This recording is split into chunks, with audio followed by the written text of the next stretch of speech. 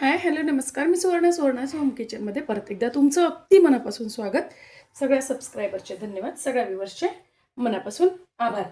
आज आपण खूप छान अशी रेसिपी दाखवणार आहे. थंडी स्पेशल रेसिपी आहे आणि पौष्टिक पण आहे. आज मी तुम्हाला दाखवणार आहे कुळथाच्या पिठाचं थालीपीठ. तर आपण जनरली कुळथाच्या पिठाचे काय करतो, जिलबी करतो किंवा मग आपण शेंगुळे पण म्हणतो. पण काय होतं, प्रत्येकजण खातच असं होत नाही आणि काही वेळेस आपल्याला पौष्टिक म्हणून खायचं असतं, पण एवढी कुळथाची जिलबी करायला वेळ पण नसतो आणि मुलं खातातच असं पण होत नाही. म्हणून मी आज तुम्हाला दाखवणार आहे अगदी सोपी रेसिपी. म्हणजे आज आपण दाखवणार आहेत कुळथाच्या पिठाचं थालीपीठ. थालीपीठ सहज होतं आणि मुलांपासून मोठ्यांपासून छोटे सगळ्यांना खायलाही ते सोपं जातं आणि पचतंही पण छान. तर कुळथाच्या पिठाचे अनेक फायदे आहेत. कुळथाच्या पिठाचं तुम्हाला वजन कमी करण्यासाठी मदत होते, त्यानंतर पचनासाठी मदत होते, डायबिटीससाठी पण मदत होते. त्याच्यामुळे कुळथाच्या पिठाचे खूप फायदे आहेत. तुम्ही जरूर करून बघा असं थालीपीठ. तर बघा, मी इथे घेतले कुळथाचं पीठ घेतलेलं आहे 2.5 ते 3 वाट्या. त्यानंतर आलं घेतलेलं आहे, लसूण घेतलेले आहे आणि मिरच्या घेतलेल्या आहे. हे सगळं तुम्ही तुमच्या चवीनुसार कमी अधिक करून घ्यायचं आहे. आपल्याला ते छान मिक्सरमधनं बारीक करून घ्यायचं. खूप बारीक नाही करायचं, तुम्ही कुटून घेतलं तरी काहीच हरकत नाही. बघा, जाडसर असं आपण हे वाटून घेतलेलं आहे. टाकून घ्यायचं आहे कुळथाच्या पिठात. त्यानंतर मी इथे घेतलेली आहे कोथिंबीर. तुम्ही इथे मेथी, पालक, कोबी काहीही घालू शकता अजून पौष्टिक बनवण्यासाठी. थोडासा कांदा घेतलेला आहे. खूप पौष्टिक असतं मैत्रिणींनो कुळथाच्या पिठाचं थालीपीठ,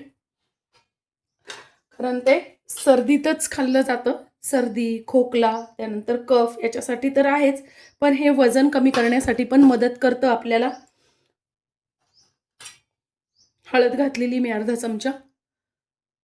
त्यानंतर हिंग घेतलेला आहे पाव चमचा.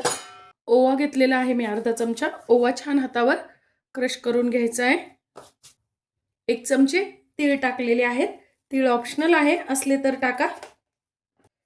त्यानंतर जिरे घेतलेले आहेत अर्धा चमचा आणि मीठ 1 चमचा. मीठ तुम्ही चवीनुसार कमी अधिक करू शकता. अर्धा चमचा घेतलेली आहे साखर. साखर ऑप्शनल आहे, पण आमच्याकडे आवडते, थोडीशी चव बॅलन्स होते. बाकी आपल्याला याच्यात धने जिऱ्याची पावडर, तिखट वगैरे काही घालायची गरज पडत नाही. खूप सुंदर असे थालीपीठ तयार होतात आपले.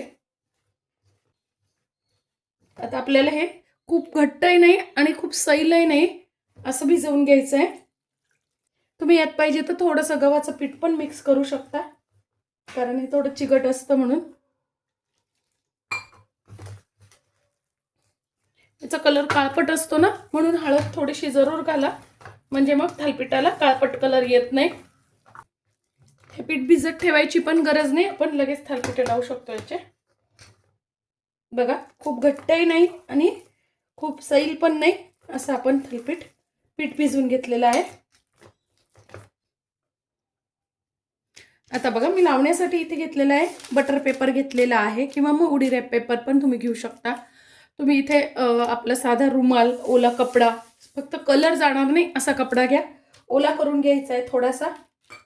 या पेपरवर तुम्ही पुष्कळ वेळा परत परत थालीपीठ लावू शकता.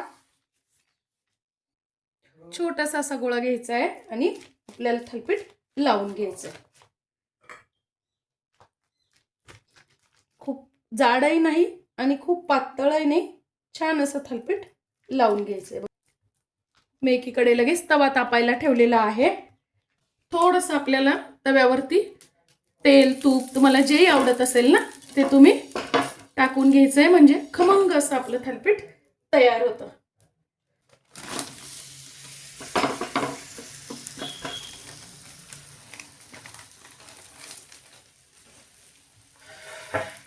आणि दोन्ही बाजूनी मस्त खमंग असं थालीपीठ आपल्याला भाजून घ्यायचंय.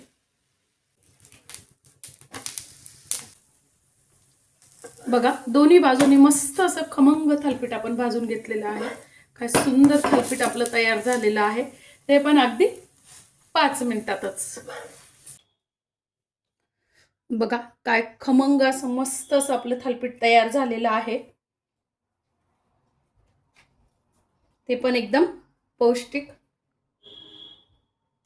तुम्ही दह्याबरोबर, लोणच्याबरोबर, तुपाबरोबर तुम्हाला जसंही आवडेल चटणीबरोबर खाऊ शकता. मी इथे हळदीचं लोणचं घेतलेलं आहे. हळदीच्या लोणच्याची रेसिपी पण मी आपल्या चॅनलवर अपलोड केलेली आहे. नक्की जाऊन बघा. पौष्टिक असं थालीपीठाची रेसिपी आजची तुम्हाला कशी वाटली कमेंट्समध्ये नक्की सांगा. चॅनलवर नवीन असाल तर चॅनलला सबस्क्राईब, लाईक आणि शेअर करा.